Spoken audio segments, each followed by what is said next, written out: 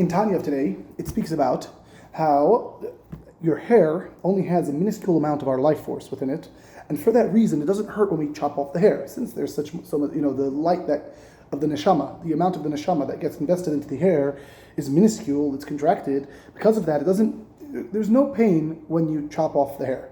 Now, I always know that, if you want to look at, one way to assess something is you look at its opposite as well. So, where are the most sensitive parts of the body? In the mouth and by the fingertips.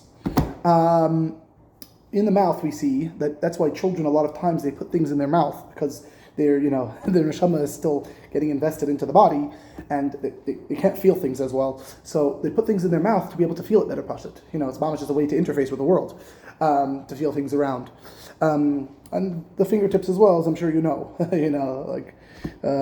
God forbid if anybody ever lost a nail, how painful it could be. Now, what are these two concepts within Kabbalah? Now, we know that the mouth is called malchus. Malchus is our ability to be able to talk out to other people. It's basically our most external element. We have 10 spheros. We're not going to go through all of them now, but you can look them up. And the last of the 10 spheros is malchus. And malchus is connected to the mouth. Each sphere is connected with a different part of the body. And malchus specifically is connected with the mouth, because it's our most external element. Why? We use our mouth to talk. Talking is always to somebody else. Thinking is within ourselves. Thinking we do, by us, for us. Talking is something external to someone else. You talk to somebody. If a person had existed, was the only person, Hashem would only have created Adam, he wouldn't have needed a mouth to talk. Maybe to eat or whatever, but talking, no.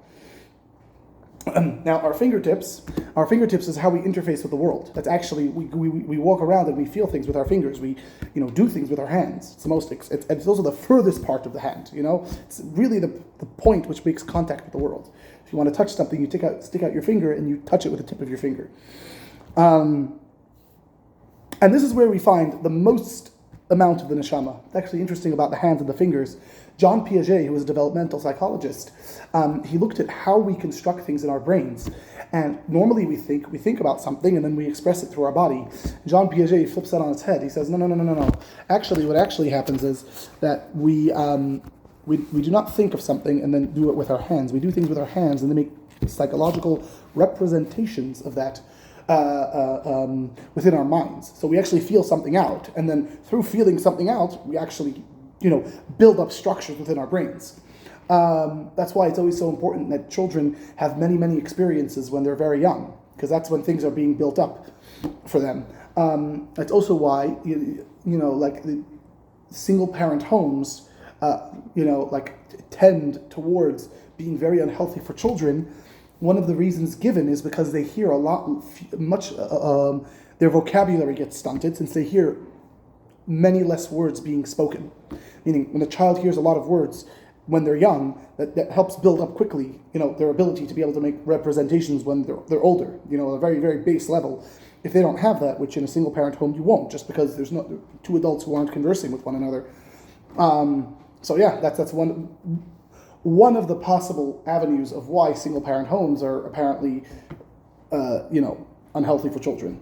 Although Jordan Peterson does bring down specifically that it doesn't necessarily have to do with the home itself, but it has to do with the community. Meaning, it's better to be a single-parent mom in a community of mostly dual parents, mostly the nuclear family, versus being in a two-parent family, but everybody else in the community is a single parent.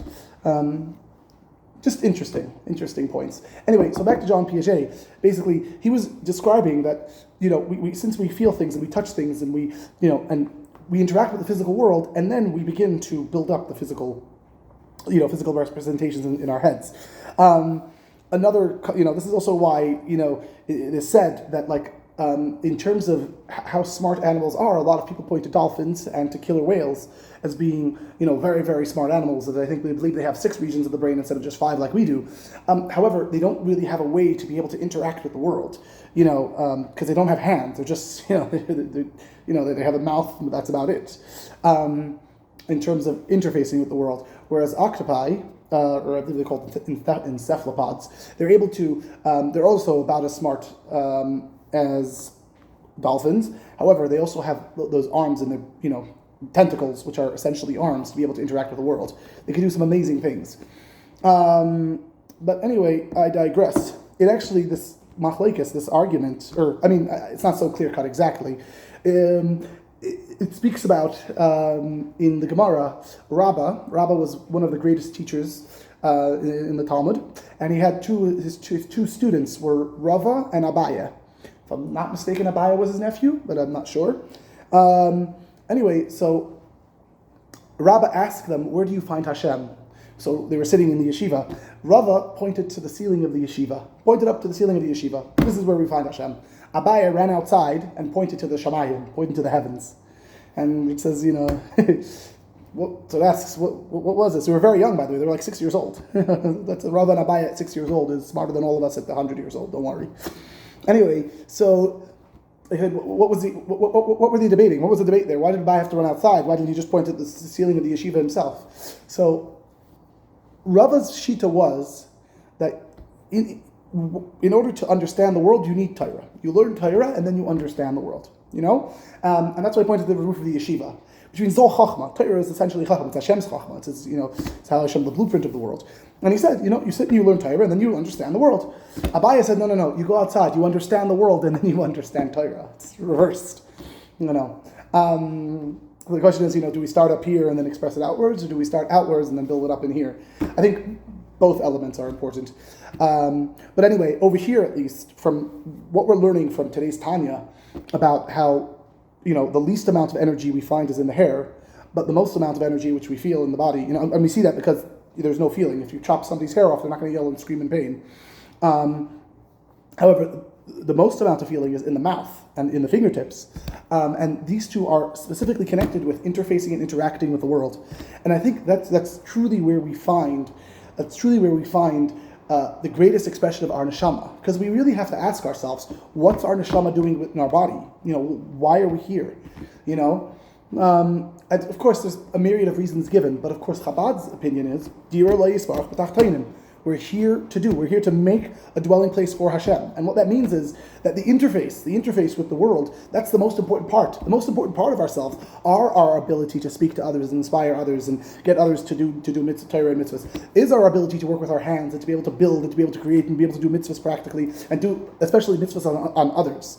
And that's really what we're doing here. And that's why we find the greatest expression of the neshama is found in our most external elements.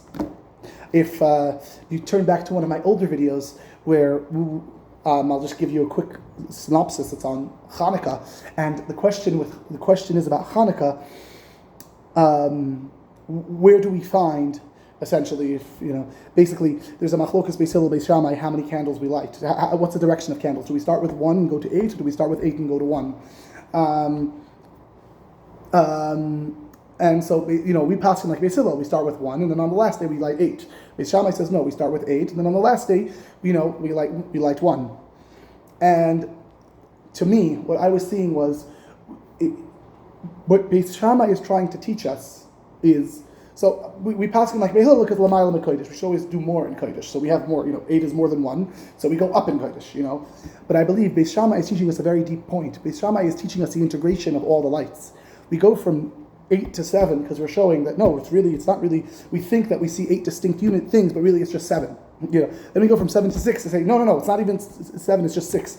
And he builds all the way down until he shows there's true achdus. There's truly just one. Everything is unified. Everything is one with Hashem. And that is integrating the entire world to be part of Hashem. And we know that Hanukkah is called the Yechidah Shebenefesh, the deepest element of our souls, which is supposed to be us alone. And essentially, what Beis Shammai is trying to teach us is that the way we find our Yechidah is by going out and unifying with those things, specifically through our ability to touch the external and, so to speak, it's almost like bringing two flames together. So we actually find our Yechidah not within ourselves as we seem to think. We find our Yechidah by expressing how everything outside of ourselves is really one with ourselves as well, for we are one with Hashem.